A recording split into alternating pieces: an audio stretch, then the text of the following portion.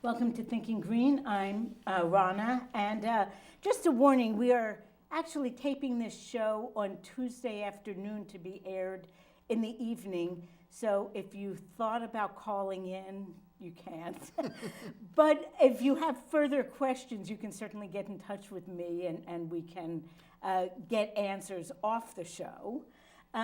So those of you who read the newspaper this morning, or might have even been at the city council meeting last night, know that school spending was slashed by $4.2 million at last night's council meeting. So my guests today, and we had planned this ahead of time, but the timing is perfect, are Dr. Stephen Tracy, who is the interim superintendent of New London Public Schools, and Rob Funk, who is the finance director for New London Public Schools. So welcome both of you. Thank you. Thank you. And I guess I will start. Rob, you have been on the show before. I'll start with Dr. Tracy. And I guess I'll ask you, did you know what you were getting into, and how are you finding your time in New London? Well, I'm finding it fine, to answer your second question. I've been here about 5 or 6 weeks now, and I can't tell you the number of people that I've met around the town who say, I was born here. I love this city. This is going to be my home. And it's a beautiful city. I love the whale tail down by the railroad station, the fact that you've got a harbor and all kinds of interesting things going on in the city. And plus, I've had the chance to work with a lot of very fine teachers and school leaders who are trying to do good things for young people, and that's my interest. You never know everything you're getting into. And I remember in chatting with the school board when they invited me to come in and pinch hit for a little while, there's certain things that you're going to have to do: personnel, curriculum, finance, and then there's stuff that comes up that no one can anticipate. And there's certainly been more than our share of surprises in the last month or so. Now, Rob, how are you finding this stint as finance director? Is this year different from all other years?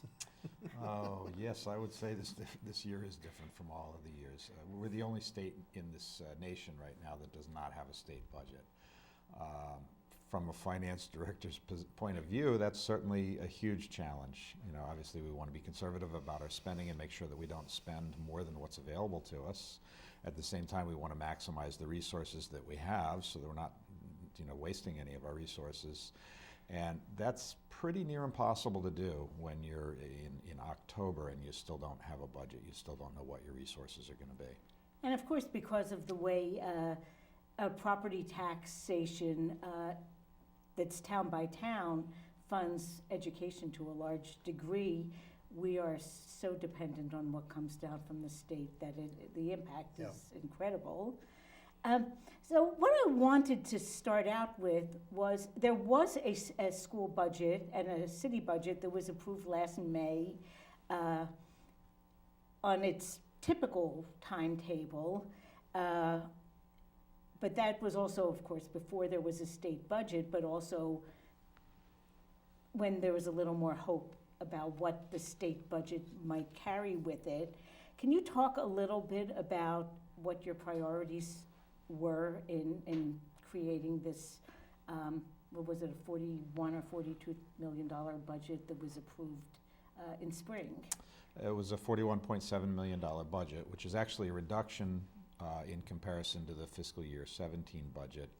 That reduction is based on a drop in ECS funding as was provided in the governor's original proposed budget, proposed back in February. It also included a $1 million increase in taxes. New London raised taxes in order to support education. The priorities when we built that budget was, the first thing that we did was we looked at our contractual obligations.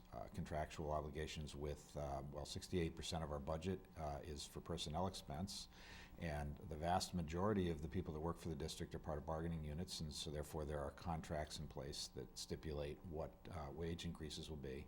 So that's the first thing we added in. Then we added in the inflationary cost for health insurance, something that's not under the control of the district. We use the same health insurance as all the state employees use. And that increase in rate is determined by that health insurance company. We also looked at anticipated enrollment increases. New London enrollment of resident New London students, not magnet students, but resident New London students, has been trending increasing year after year. We're actually one of the few districts in the state that has been experiencing increased in-district resident enrollment. So we factored all of those increased costs in that are really costs that are beyond our control. And then we looked at some initiatives as we're building this magnet program. Obviously, we need to build robust programs that will not only attract magnet students from other districts, but that will enhance the educational opportunities and experiences for all of our in-district students. So we put all of that together, and that's how we came up with the budget that we submitted to the mayor, which was then, with minor modifications, submitted to the city council for approval. And that, that budget was not really the source of the big tax increase, if I recall. That's correct. There was $1 million of tax revenue that were added into that budget on the education side. So that $1 million, that would drive an increase in our local property taxes. However, at the same time, the city had been funding $500,000 worth of school building maintenance in the city's public works department. The city defunded that, so that now has become the responsibility of the school district to pay for that out of the existing funds that we have. So in effect, if you take away $500,000 of resources, but you give $1 million in funding, then it really means that the net impact on taxes is $500,000. And we'll talk more about that when we talk more about the impact of the city council's actions. But I wanted to talk about what's happening on the state level, because it's really a huge player in all of our budgetary problems this year. So I saw that there's an article in the paper that Governor Malloy has made a counteroffer. But what do you anticipate, to the best of your, I don't know, guessing ability, divining ability, that we can expect from the state? When I'm sure you've thought about all the different scenarios. What do you think it might look like? The crystal ball. So we don't have a crystal ball, obviously. There have been quite a few budget proposals that have come forth since the governor's first proposal back in February. The second most recent, of course, being the Republicans' budget that was adopted by the legislature but then vetoed by the governor. One of the things that's made this whole process so challenging is that the structure of the budget proposal changes.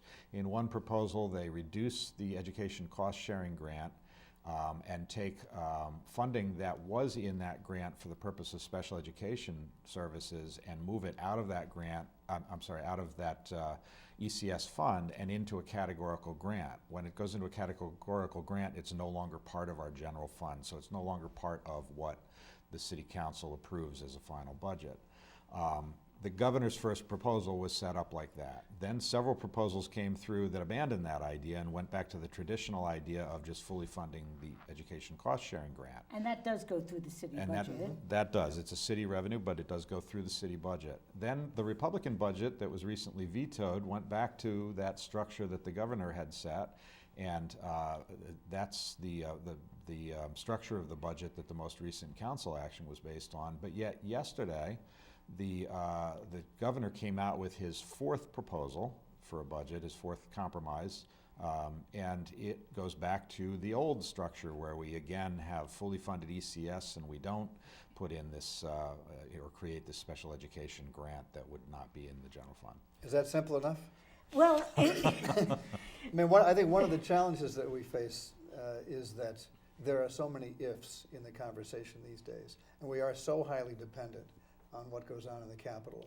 Almost 2/3 of our budget, either in grants or ECS support, comes from state sources.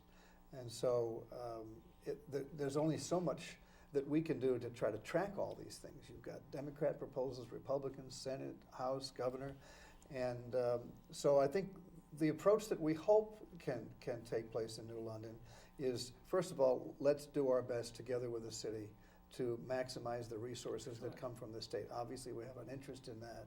At some point, we will have an answer, perhaps later this month, we hope. And we will know what the state's contribution will be. And we will know what the council believes the taxpayers can bear. So we'll have an amount of money. At that point, I hope we can take a look at what's balanced and fair for all the city departments as well as the education system, so that to the extent that there's pain, and there will be, that it's reasonably shared across the whole spectrum of programs. Right now, it's not clear to me that it is being reasonably shared. Even the budget back in May, as Rob mentioned, there was additional tax money put in for the schools, but at the same time, a withdrawal of important maintenance support. There were also some reductions in that budget of ECS money. So bottom line, the school district was actually down about $700,000 in that May budget. Last night's action to reduce another $4.2 million puts us down about $4.9 million. And that's what we know. Everything at the state level right now is if and maybe. And in fairness, I think the council and the mayor did express the hope that this almost $5 million hole now that the school board is facing will be ameliorated either entirely or substantially by action in Hartford. But that's an if. We don't know that. So I'm concerned right now that the budget is not equitable and balanced with respect to the needs of our schools. I'm hoping the state will help to correct that problem, and then I'm further hoping that when the dust settles, the city will join with us in rebalancing the situation so that we can share the opportunities and share the pain that's coming along. Now, the first thing you said was, is this confusing enough? And of course, it's way too confusing. So maybe, can you talk a little bit about what different sources of funding from the state come into the schools? Because there's ECS money, but you also spoke about special education support, and there are some. So what different sorts of money come from the state into the New London system? So the primary or largest source is the education cost sharing grant. That's the primary source really for the entire state to distribute funding to local districts. And that we received last year in the tune of roughly $20 million. And that's in our general fund. But then when we go into our grant funds, we have a number of sources of funding. We have the obvious magnet funding, which is based on student enrollment, so it carries with it costs. But overall, the magnet funding that we receive is designed not only to cover the cost of educating magnet students that come into district, but also to give us the ability to build more robust programming. So it does actually cover more than the most basic expenses for those magnet students. There's an alliance grant. There are 30 alliance districts in the state which are identified as the most disadvantaged districts, and we are an alliance district, and so we receive some state funding through that. There's also a pot of money called Priority Schools District, or PSD for short. We receive some funds from the state for that to the tune of around $1 million. There is a school improvement grant that we receive. And all in all, there are, I believe it's 42 different major grants that we receive funding from that we have to It's a lot to keep up with. Yes. And of course, there are obligations with each of those grants, certain things you have to do, Sure. certain things you have to report on. It's not just general money. But between all of that and the ECS money that Rob spoke of, it's almost 2/3 of our budget comes from outside of the local tax base, which is good, except that this year there's a lot of speculation as to whether it will be there or not, and that's what's concerning us. You know, I did want to say just a couple more words about the magnet program. Rob spoke about some of the financial aspects, but I think it's one of the most fascinating and encouraging developments that's happened here in New London over the last several years, and frankly, one of the reasons that I was interested in pitching in here for a little while. We have almost 700 students from outside New London who have families who've chosen to send their kids to our public schools. And I think that's a plus. It's certainly an endorsement of what's going on here in terms of quality. Sure. And I love the fact that parents have some choices, both parents in the surrounding communities and parents within New London who can choose amongst the 4 different magnet pathways that we're building. So there's a benefit there in terms of quality. There is a benefit there in terms of bringing in additional revenue. There are people in the school system who have jobs because of that revenue, many of whom are New London residents. And then I think there's an advantage to the diversity that comes with a wider student population, so that all of our kids can learn and grow in a setting that's a little more reflective of the world they're going to live in than if we were all separate. So I think it's got a lot to offer. It's complicated. I remember my first day here, I had a chance to ride on a school bus with one of our drivers. And when she stopped at one particular corner, there were 3 little clusters of kids, and she shouted out, you know, Nathan Hale School, and certain kids go, no, we're not going to Jennings. You know, even the bus driver, Wow. even the bus driver has to deal with the fact that you don't just pick up all the kids on the corner and take them to the closest school. So what we're trying to say is there are options here, there are opportunities here, there's value here for New London families and families even outside the city who recognize that. So despite all these complications, I think it's very worth doing. It's a benefit to the city, and you know, we're going to do our best to keep up with it. Well, I wanted to observe, in my past pre-retirement life, I was a preschool teacher, and I spent 12 years as a home visitor for Head Start. And my class was, for most of the years, about half children from New London and half children from the surrounding communities. Because it was Head Start, pretty much all the families, wherever they lived, you know, met our income guidelines. But it was really a great experience having these children who would not meet otherwise, and their parents who would not meet otherwise, being in a program together. Yeah. It was actually one of the best jobs I ever had because of it. Great. But also, I'm wondering, in order to get the magnet school advantages financially for the district, we have to meet certain targets. Right. Now, does the current budget situation threaten our ability to meet those targets? Well, one of the things that Rob and the rest of us have to do over the next 2 or 3 weeks is to figure out how to respond to what the council did last night and what assumptions we want to make about how much help we're going to get from the state.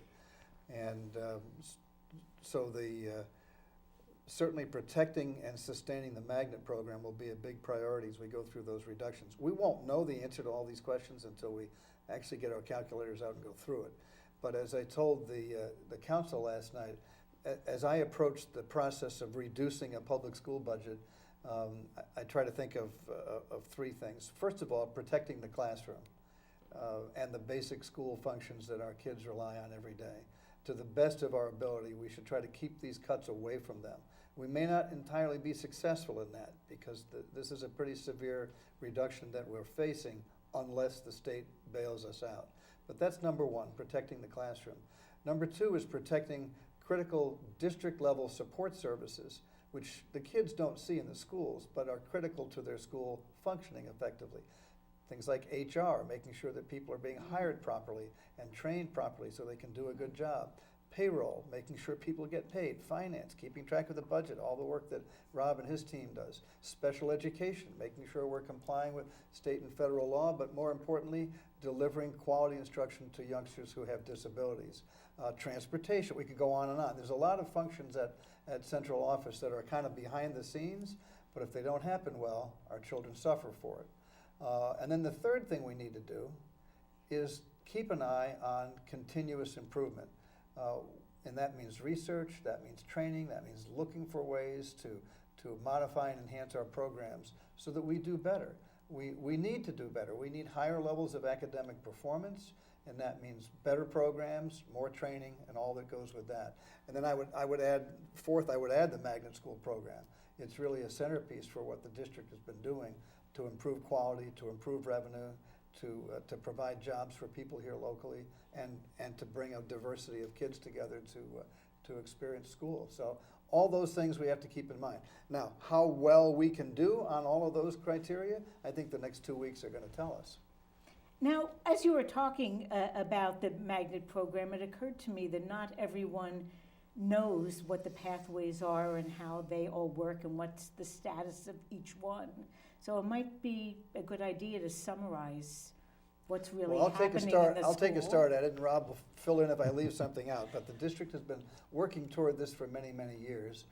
And the pathway that is the most developed at this point is the science and technology and engineering pathway, so-called STEM, where we have a STEM program that begins in the elementary years at Winthrop, and then extends through the STEM Academy at the middle school, and then to the STEM high school Which up was on the the campus, first of which was our the first. magnets. Right, so that's the most mature. The other three pathways that we're in the process of developing are language and culture, where we're giving youngsters an opportunity to learn a second language, experience dual language, and to learn about cultures in other parts of the world. Another in leadership, that gives youngsters an opportunity to understand what it means to lead groups or organizations or efforts, and to maybe be part of public service. And then the arts. We have a pathway in the arts that begins at the Nathan Hale School and now extends up through the middle school years. And next year, for the first time, we'll have ninth graders as these youngsters grow. Our arts magnet effort will be into the high school years for the first time. So we still have a few more years to go. We have building projects that are related to this. We have staffing plans related to this. But ultimately, in a few years, we'll be able to offer to New London families, as well as those from outside, those four pathways: language, leadership, arts, and science and technology. And it's going to make this a very exciting city to go to school in. And all of those will be from K through 12 Right. eventually. Yep. And being the money guy, of course, I'm not up on all the lingo, but I know that International Baccalaureate is a big part of that. I believe it's Yeah. part of the language and culture pathway. Yeah. And that's a highly respected program offered in many public and private schools around the country. Very ambitious curriculum that helps youngsters to learn about the world, about their obligation as citizens, and their place in our society. So we're doing a lot of ambitious things under the banner of Magnet, and I'm hoping that we can protect that as we go through this difficult budget season. So it seems as though with the current state of the magnet system, in terms of our school buildings, we're set at the elementary school level. Well, we may still have some work to do at Harbor School, Oh. which is the last of the schools to Oh, get okay. into the magnet arena, if you will. I guess it's a good thing we didn't sell Harbor 7 years Yeah. ago. Well, we need it now. Yeah. The enrollment there has been growing big time. Rob, you would know better than I, but Yeah. it went from 100 and something up to 300 and something in a very short period of Yeah, time. in just 2 years, yeah. And the building is reasonably adequate, but it has some challenges. It needs a new roof, it needs an elevator for ADA compliance, a few other things, but certainly not to the magnitude of building another school. So it seems as though it's the high school level that our physical facilities are not where they need to be. Correct. Right. And I would remind everyone that the high school has been out of compliance as far as ADA requirements for years. The high school has been at risk of losing its accreditation, and in fact, the only reason that it hasn't lost its accreditation at this time is because of the plans to replace or rebuild as new, which is part of this magnet plan, and also part of what makes part of the many things that make the magnet plan attractive, is that we're able to address that ADA compliance issue. Yeah, and the city and the school district are in the middle now of about a $98 million project to rebuild and refurbish the high school to align it with these four magnet pathways that we've spoken about.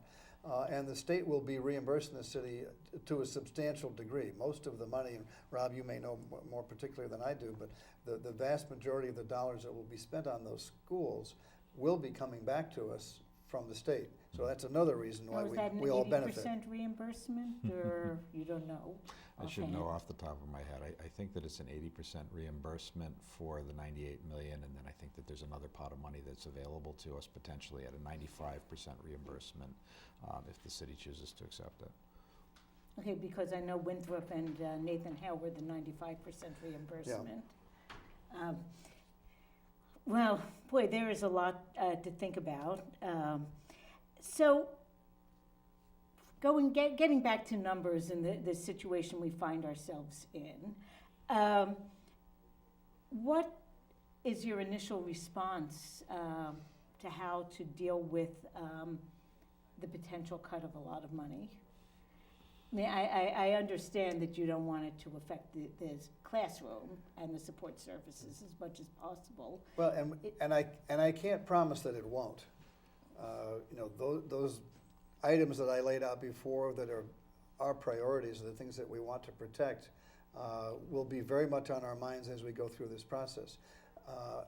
But if we're looking at a cut anywhere near what the council did last night, if the state doesn't come through for us, and we're talking about $2, $3, $4 million, I don't see that we get through that without touching every aspect of the district's operations, starting with the central office that's furthest from the children, but extending into the schools. As Rob mentioned earlier, about 68% of our budget is people, and most of that is teachers. So, you know, that's where the money is. About 86% of the money we spend is spent in the schools and on direct student services, not at the central office. So I think there's some folks who may think that, you know, there's some central office account where all this money can be found and no one's going to notice it in the schools. That's not going to happen if we're talking about millions of dollars. We'll do our best to set the right priorities and to make sacrifices away from the children. But because most of the money is spent in the schools and most of the money is spent on people, a large reduction has to affect those areas. That's where the money is. What we've done so far is, you know, after our budget was approved by the council, the first budget, which has since been repealed, we've continued to watch what the climate is like in Hartford. We've felt that the amount of funding that we had built our budget on the grant side was unlikely. So back in June, we put together, we actually got together with the school principals and central office staff and all discussed for each location, each department, where could we potentially reduce our budgets. We identified almost $1.4 million worth of reductions. About half of that was in central office and about half of that was in the schools, and the board voted to actually eliminate a few positions and reduce a number of line items throughout the district in order to make this $1.4 million in reductions. Since then, we've continued to watch how things have been unfolding in Hartford. It continues to get bleaker and bleaker. And so at last month's board meeting, we came to the board and said, well, we really need to put into place an austerity plan that will at least get us through November 30th, because we still don't have a budget. We certainly anticipated we would have had a state budget by now. Back in June, when we made our cuts, we thought, well, maybe sometime in July we'll have a new budget. But we're in Connecticut. But we're in Connecticut, and we're 35% into the school year. And any money that we have spent thus far, I mean, we can't get that back. We already spent it. So. One of the things that we were required to do in this interim austerity plan was to take about $175,000 out of other places in the budget to deal with the fact that the city is no longer supporting the maintenance side of the school district. In previous years, that was a city expense. Right. They've decided to save that money on their side and leave it to us. Now, we don't have the luxury of ignoring that, because we have issues of maintenance. We have boiler issues that have to be addressed. It's getting cold. So we had no choice but to go back to the board and say we're going to have to take money, effectively a cut from other aspects of the program, to make sure that our schools are maintained and ready for the winter. We have no choice in that matter. So it's already beginning to affect us. One thing we've been able to avoid so far is reducing positions that have actual people in them. All of these positions that Rob mentioned were prospective jobs or jobs that were vacant because someone retired or left the system. We're running out of room to do that sort of thing. And if we're facing another several $1 million of reductions after the state concludes its business, then I'm afraid we are going to be talking about people, because, again, that's where the money is at this point. We've looked all the other places. These vacant positions, by the way, they are critical positions. Because we're a school district instead of a municipality, we do have I don't know if I would say good fortune, but we operate at a very, very much lower level during the summer. So there is, every year, there's a substantial amount of hiring that's done in the late summer in order to cover attrition, because the teachers, most of the teachers don't report to work during the summer. So as we got towards the end of the summer and it was time to do all of that hiring, we said, well, we don't have a state budget. Maybe we'll have a state budget next week. So what we told everybody was, go ahead and interview for these positions, figure out who you want to hire for these positions, but you're not authorized to make an offer yet for these positions, because the last thing I want to do is hire somebody and then 3 days later we get a state budget and we say, sorry, we're going to lay you off. You quit your other job to come here, but now we got to lay you off. Which is not to say that, as Rob mentioned a minute ago, that these jobs aren't important. Just because they're vacant and they're relatively easy to cut because you're not taking someone's job away, that doesn't mean that kids don't need an English teacher. It just happens to be open because someone retired. So the fact that a job is vacant does not mean that it's not important. But so far, we've been able to, contain and control our spending by looking at these open positions. And how much further we're going to have to go, time will tell. Well, on a somewhat different but related issue, about 50% of our student body is Latino, and probably a high proportion of that is families from Puerto Rico. Mm-hmm. And I've heard of one case already that a younger sister of someone who is living here will be moving to here from Puerto Rico because of the devastation there from Hurricane Maria. And I imagine we'll have an influx of students into our schools who are coming to live with relatives in New London. What kind of challenges do you see associated with that? And is there any potential emergency funding that could be associated with that? Well, I can answer your second question. Nobody's offered us any money to deal with this, either at the state or local level. We can always hope. But we actually have one youngster who's with us now as a result of coming up from Puerto Rico to get away from the devastation down there. And we were told that there are 14 more on the way so far. Our Welcome Center has been inviting people to tell us. Don't wait until you're bringing your child over. If your niece or your nephew or your sister, whoever is coming up, let us know now so we can begin to plan. Because we have a number of issues to deal with. One is, of course, finding a seat for that child and in the appropriate grade. And we have some room in some grades and not much room in some other grades. So that's going to be a challenge. I think we've made good connections through the state education department on the issue of immunizations. It happens that Puerto Rico has an immunization protocol quite similar to Connecticut's. So we expect that most of these children will come to us with the right vaccinations and health coverage. But otherwise, you'll have to get a medical But plan otherwise, for we them have to all. see about that. We have to make sure in communicating with the folks back home what vaccinations a child does have and get a health plan. So we'll be reaching out to our school medical advisors and local providers to make sure that happens. The other big thing, and we talked about this at a meeting just this morning, is that it's more than just these kids are flying up here and going to school. They more than likely have experienced trauma, and the upset comes from seeing your home damaged, your school closed, perhaps your family affected in some way, people without jobs. So they're going to need not only a warm welcome, which I'm sure they will get from our teachers and other students, but they're going to need counseling and support to deal with the fact that something really terrible has happened to them. On top of that, we can't assume that everyone coming is fluent in English, so we've got to think about the language aspect. So there are many aspects in terms of staffing, space, transportation, and it comes at a time when our financial challenges couldn't be more difficult. I've had some conversations with some superintendents in surrounding areas simply to say, as this develops, we may be calling on you to try to help us out because we may run out of room in a certain grade level. This is an opportunity, I think, for New London to actually do something for people who have been terribly affected by this storm.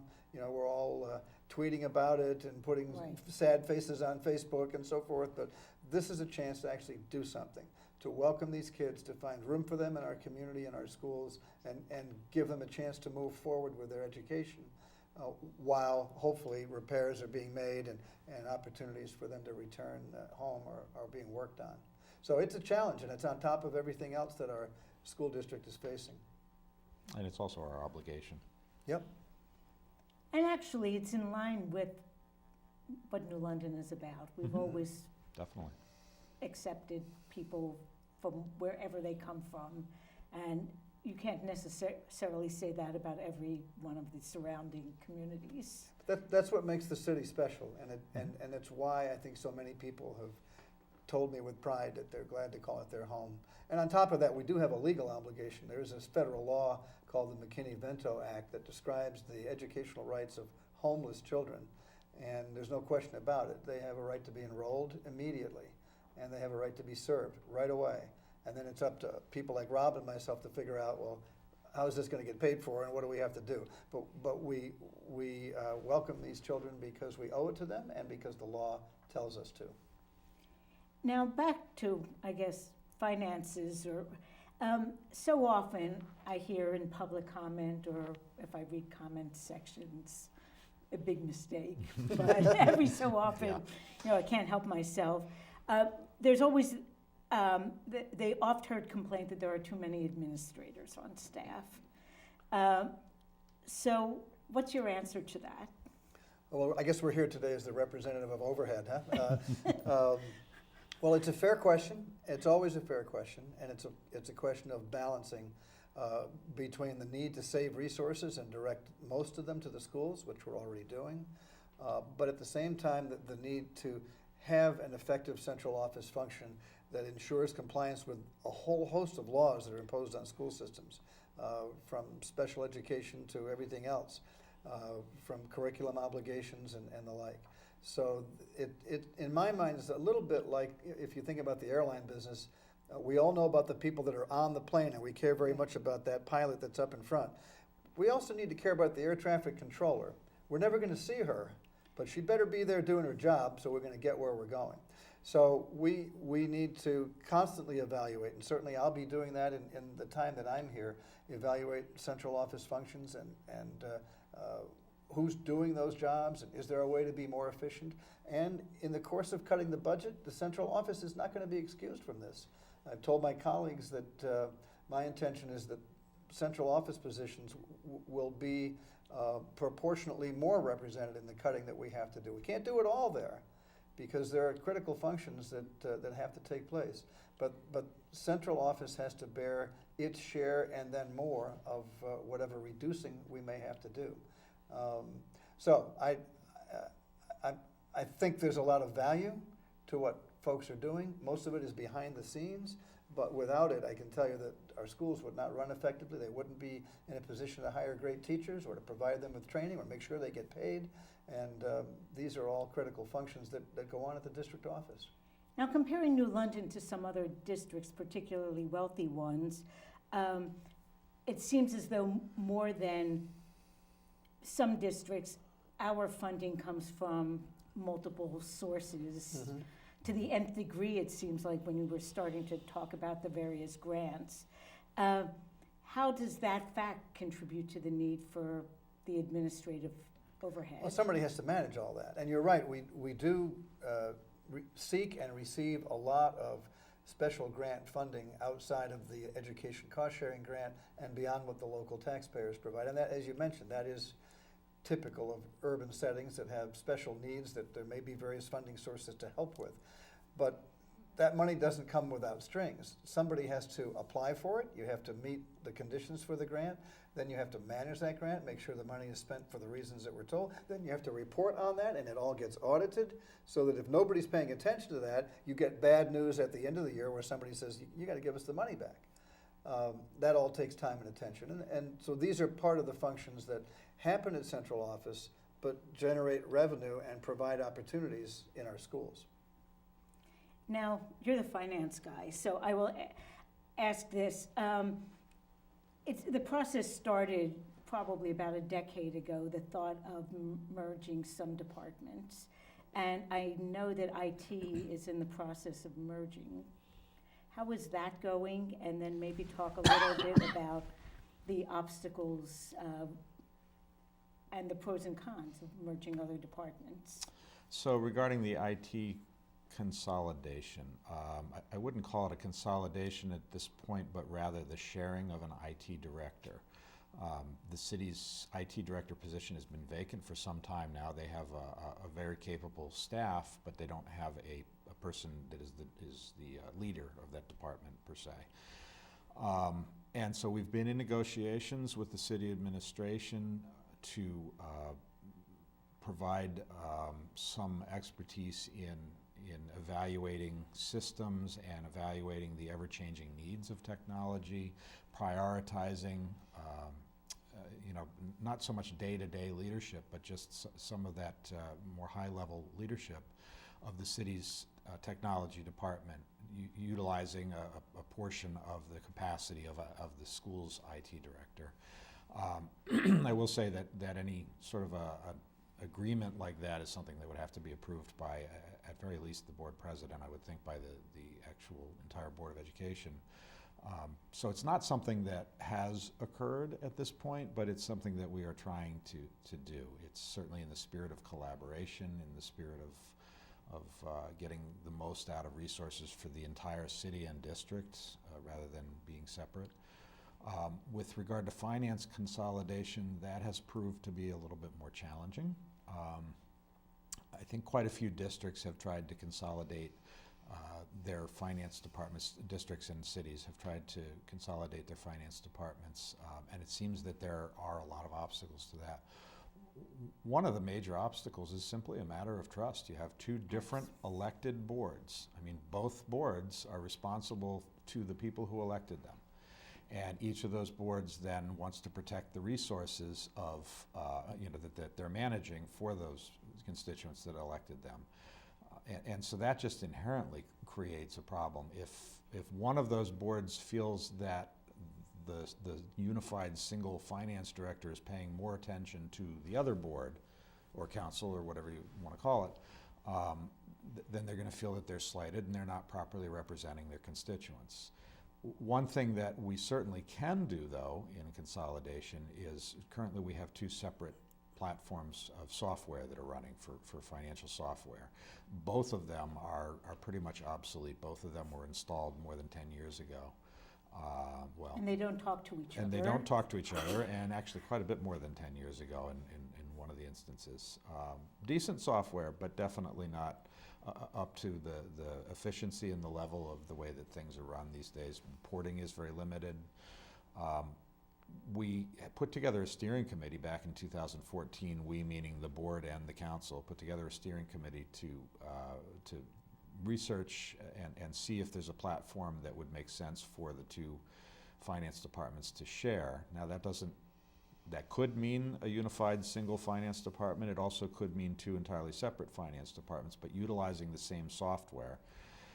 And they selected the Munis program, which is a very commonly used and very robust program, and that's something that it would be great to move forward with, simply purchasing and implementing the Munis platform for both finance departments to share. As far as consolidating the actual departments, that's certainly something that is of interest, something that we need to figure out the best plan on how to do that, but I think that holding up implementation of new software in order to get all of the details ironed out on that second aspect of consolidating the two departments would not be wise. Now, back to what happened at last night's meeting and the cut. And not to get too confrontational, because we are one city, but the statement was made that claims that the cut disproportionately affected the schools was a false narrative. What would you say? Is it? No, we wouldn't agree with that. And I think the problem in this conversation is that there are so many moving parts and so many different ways to look at numbers So whether or not the cuts turn out to be disproportionate to the schools really won't be known until the state finally takes action, until we know what the revenue, local and state, is going to be. What I told the council last night is I can't deal with all the speculation and the state might do this and they might do that. All I can deal with is what I know is happening right in front of me. And what I know is happening right in front of me is that the city council has chosen to reduce the school budget by some 4.2 million. Now, in the next breath, they said, we hope the state will give it back to you. But I can't plan for the school system based on that hope. So I have to speak up and say, if that magnitude of a cut were to develop, it would have serious damaging effects on our school system. We all hope it doesn't come to that, and the council and the mayor were very clear in explaining, we're not cutting you, it's the state that's cutting you, we're simply passing it along. That doesn't help the school system when it comes down to how much money do we have to run our programs. The fact that I should be more unhappy with somebody up in Hartford than I should be unhappy with somebody locally, we still wouldn't have the money. So I felt it was our obligation to say, if the cut that you're proposing tonight actually comes to pass, it will have a very damaging effect on our schools. The other thing that I hope we can remember is that, two things really. One is that the school system needs a city that's able to deliver basic public services, to protect the safety, to provide recreation, to have a library, to have fire control and protection. Absolutely, there's no point in having a school system in a city that can't function. Right. But the reverse is also true. A city cannot thrive without a school system that delivers on the promise of public education, that encourages businesses to want to be here because they can hire literate, reliable employees, and that attracts young families who want to make this their home. And you talk to any real estate agent who talks to young families, and the first thing they're going to ask after how much is it going to cost me for this house is, what about the schools? Well, what about the schools? That's what we have to be concerned with. We hope the council and the mayor are right, that the state's going to come in and restore the ECS money. We're still going to be down the $500,000 in maintenance obligation that Rob mentioned earlier that we have to deal with. And we have the rising cost of health care and transportation, just like everybody else. So I don't think it was a false narrative at all. It was a responsible message about what could happen if good things don't come out of the Capitol. Right. The risk seems disproportionately resting on the schools. We have like 4 minutes left. Okay. So, I'd like to add, so solve all these problems in 4 minutes, Rob. I'd like to add one thing to that, and that is that the action of the council last night, the budget that resulted from that action of the council, results in no additional tax revenue funding the education. When I say tax revenue, City of New London taxpayer revenue. It does not increase that over last year at all. And in fact, the district absorbs $500,000 of cost that the city was able to cut from their budget. So actually, if you look at it that way, the actions resulted in a decrease in taxes, but yet we're still looking at an almost 8% tax increase. So you know, just looking at equity, I mean, we're doing, I guess, as much as we can. You can't get lower than that 8% tax increase by cutting the Board of Education. You've already cut us Now, and below what in we were fairness, last year. some of the city expense is debt service, and some of that debt service is schools. That doesn't entirely even the playing field and doesn't entirely answer the concern. But I always want to mention that because we do have school building projects. They are bonded through the city. Now, the state reimburses the city for the lion's share of that money, but still, there's an expense there. But all said and done, it does feel like the risk is now disproportionately on the school system. If the state comes through for us, we'll get by. But if they don't, it feels like it's our problem. And for now, our budget is based on a vetoed budget that isn't actually going to happen. So in the last minute, what can the public do? Well, at this point, the council has acted, so your attention ought to be directed to the state through your state representatives. We need a budget that supports the educational needs of cities, not just New London, but across Connecticut, and that stays as close to what the state has been able to do for those cities in the past. That's where your focus needs to be. After that's over with, I hope we all come back together locally to see where things stand. Well, thank you, Dr. Tracy. Thank you, Rob. My pleasure. I mean, unfortunately, it is a tough subject, but I hope people watching it will feel as though they have a better handle on the situation and maybe, some ideas for how to move forward. So, Great. Thank you. Thank you for coming on, and we'll see you next week. Thank you so much for having us. Yeah, thank you.